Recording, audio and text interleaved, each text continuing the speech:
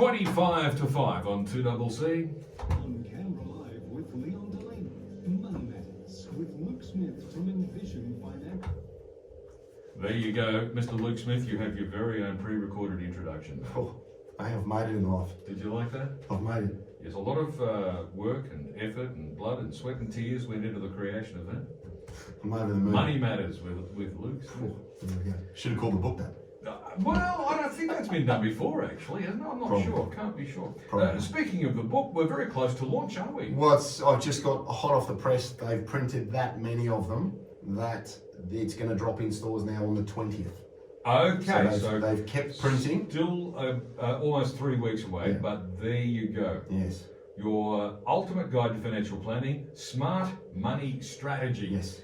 In books in less than 3 weeks now. 20th in now. stores. So I think 20th was supposed to be 14th, but they've had to do an extra run, Okay. and it's going to be on the shelves 20th. All right then. So we'll look forward to that. Meantime, the federal government has dropped a bombshell. It's decided to go ahead and increase the rate of tax on high superannuation balances, despite the fact that they went to the election saying we're not going to make any changes. Funny that. Yes, can I sell you a bridge, sir? Well, yeah. Anyway, so there's a lot of people jumping up and down and saying the sky is falling, it's the end of the world as we know it, but is it really that big a deal when it only affects a small number of superannuation accounts? No, I think this is a piece of legislation that they just want to be seen to be doing something. This doesn't frighten me because this will not impact the average consumer at all.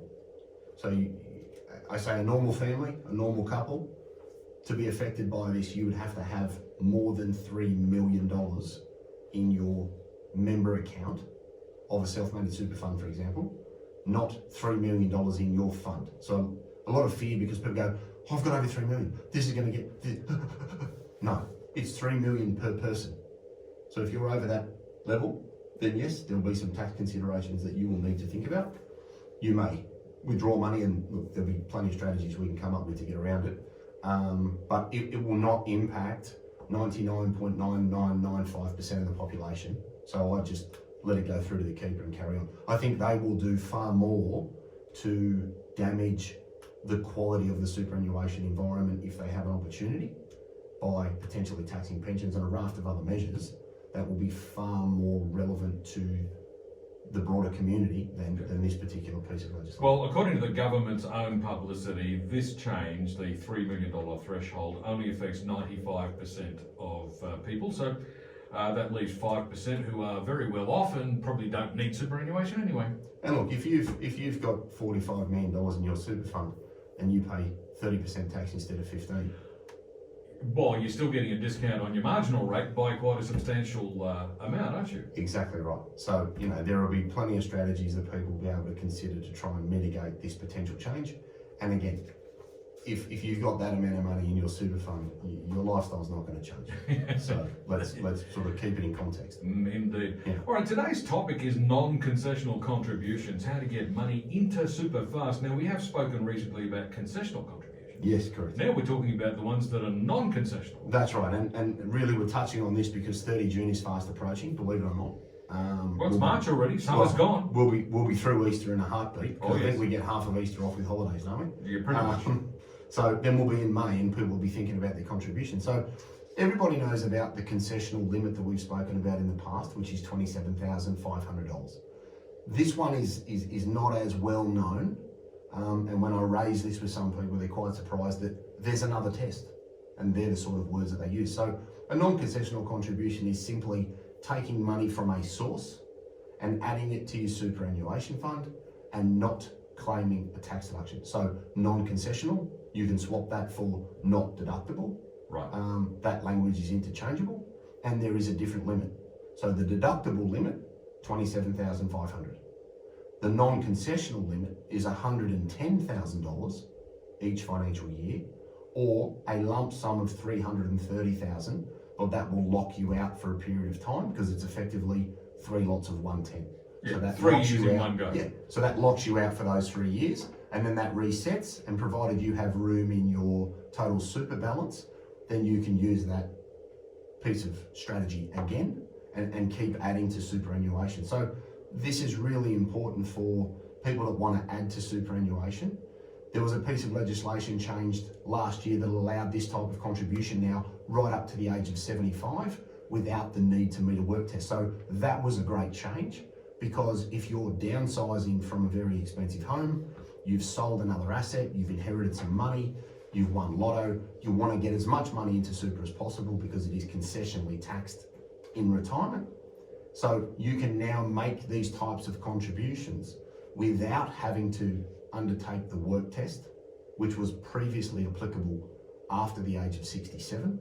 That has now been abolished, and you can make this type of contribution right up to your 75th birthday. Okay, so why would you be putting in non-concessional contributions? I mean, surely, you want to get all the concessions you can. Correct. So that's exactly right. When we're looking at making super contributions, we want to do it in the right order. So we want to try and maximise the concessional contributions that are available, 27,500. We spoke last week about catch-up concessional contributions where you haven't used your limit in previous years.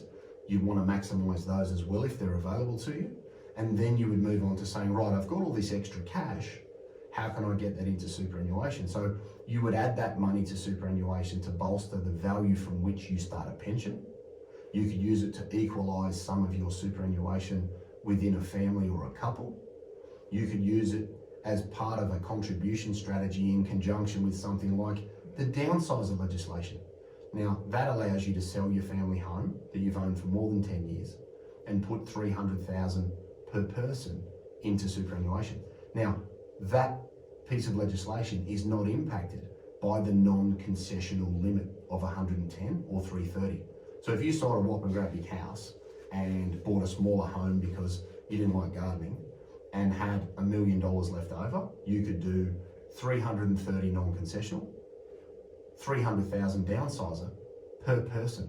So it does allow you, in conjunction with other limits, to get a significant amount of money into superannuation that you could then use to start a pension over 60, and provided you don't exceed the transfer balance cap, which is currently 1.7 million per person, you've got tax-free money coming out and you've got completely tax-free earnings inside your pension.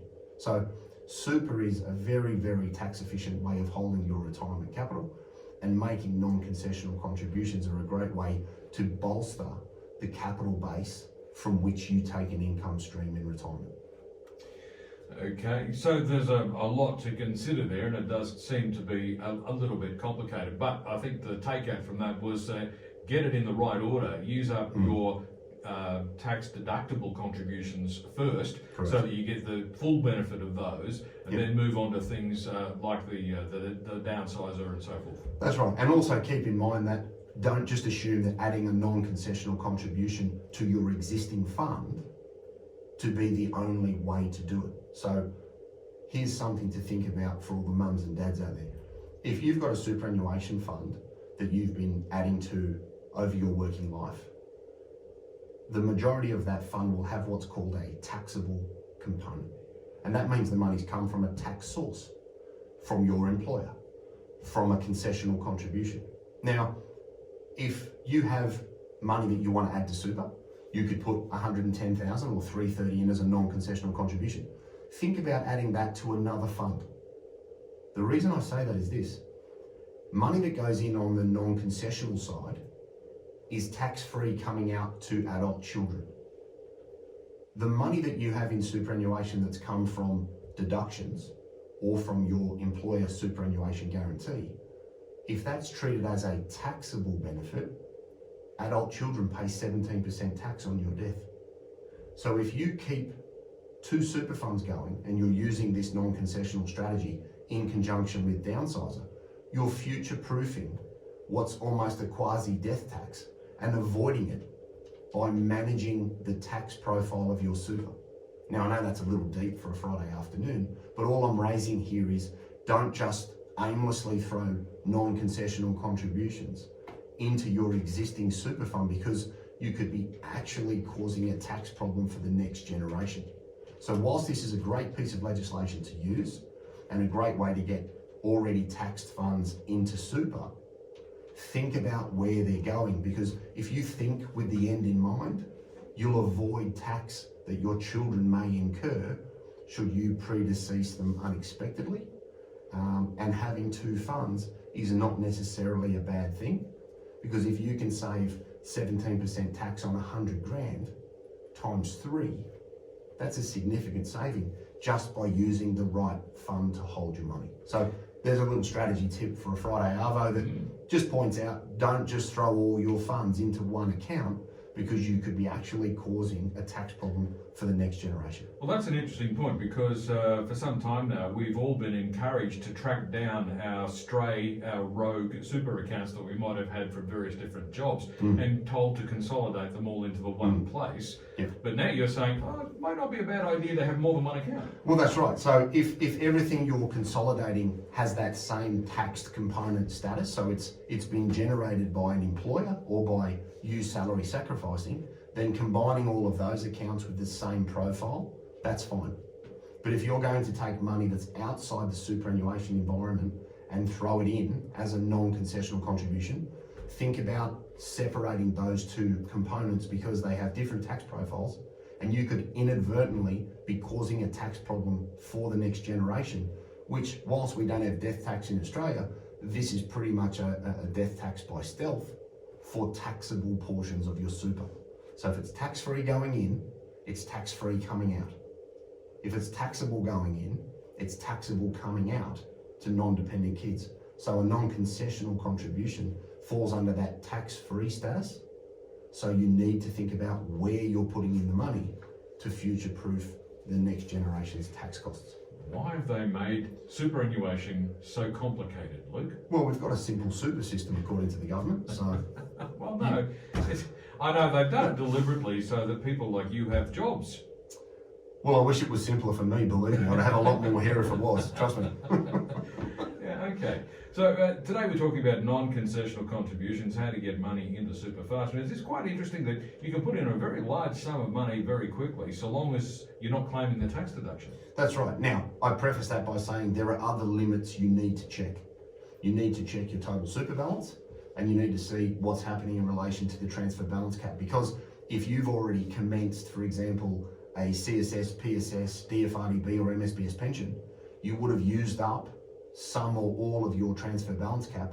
And if you have exceeded the transfer balance cap, then these types of contributions are not available to you. So don't just race out and do them because the legislation says you can. You need to check your total super balance and make sure that you have room available to you to make this type of payment. So check first, contribute second, but always bring it back to why. Start with that and come backwards from there as to the strategic benefit of looking at this type of contribution. And given that it is a little bit complicated, I would suggest getting some sound professional financial advice before making any of these decisions. Yeah, if you get it wrong, the penalties here can be significant and very, very painful. So, you know, it's like most things in life. Don't even bring it up. Don't even put it on the table. Check your numbers, check your facts, see where you're at, because you might have multiple funds, you might have multiple income streams, you might have multiple pensions from the government, for example, by way of defined benefit, all of which could have an impact on the total amount of that threshold that's available to you. So check first, contribute second, and make sure you haven't missed something along the way that could result in a rather hefty tax bill. Indeed. Luke Smith from Envision Financial is with me today. We're talking about non-concessional contributions, a way to get some money into super quickly. It's about 11 to 5. We'll be back with more in just a moment.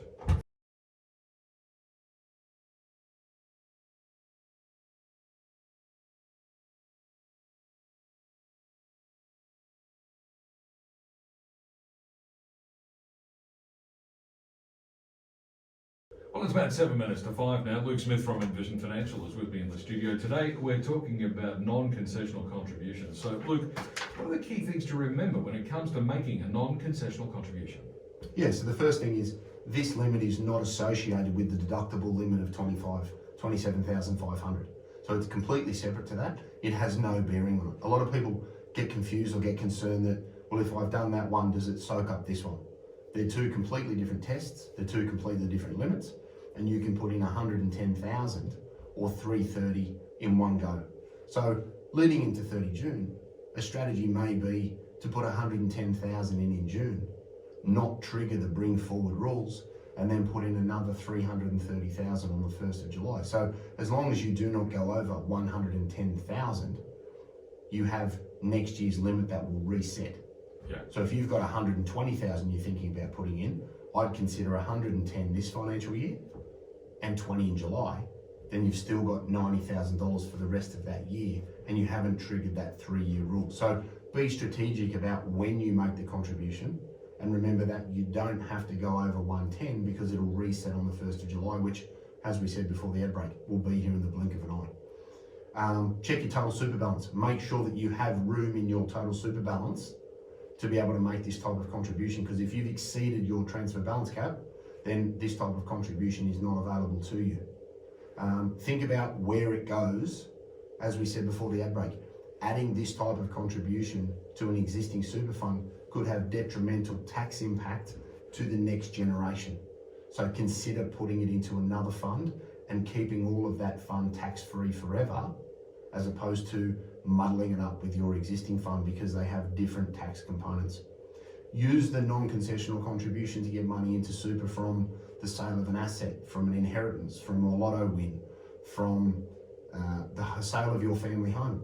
You can use the downsize of legislation in conjunction with the non-concessional limits to get a significant amount of money, potentially up to $630,000 into superannuation in one go. Now, there are caveats and rules you need to adhere to on both sides, but if you get ready and you're prepared, then you should be able to take advantage of both of those.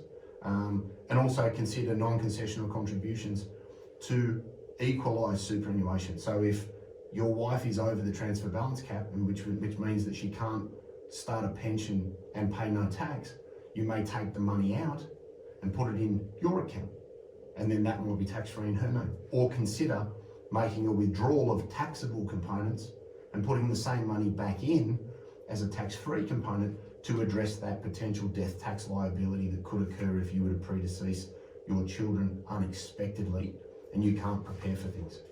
So think about the use of this contribution as a great way to manage tax, and also equalise super to have as much tax-free pension as possible when you decide to finish work. Plenty of things to remember, but Luke, where can listeners get more information? Yeah, so 6260-4749 is the office number.